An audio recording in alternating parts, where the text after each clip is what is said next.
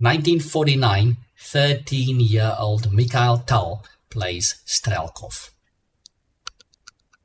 Tal starts with e4, and a French is on the board. This is called the Rubinstein variation. This is the exchange variation. And Tal decides to keep the pieces on the board. C5 is a logical move, attacking the center. Knight c5. And here we see the knight attacking the bishop. Queen is protecting the bishop, but we have an X-ray attack.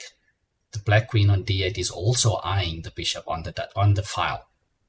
Bishop c2 was played, retreating, avoiding any tactics.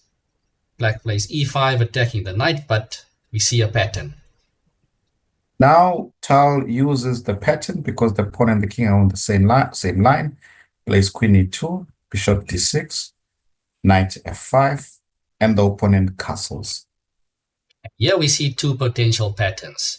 The diagonal h4 to d8, with the knight and the queen on the same diagonal, and the file d1 to d8, where potentially the bishop and queen can get into trouble.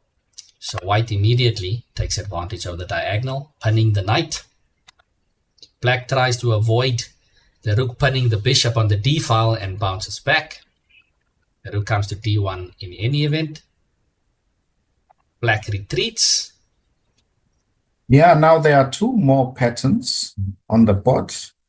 The pin on the d file and the pin on the diagonal. Tal utilizes these by playing knight h5, putting more pressure on the pins.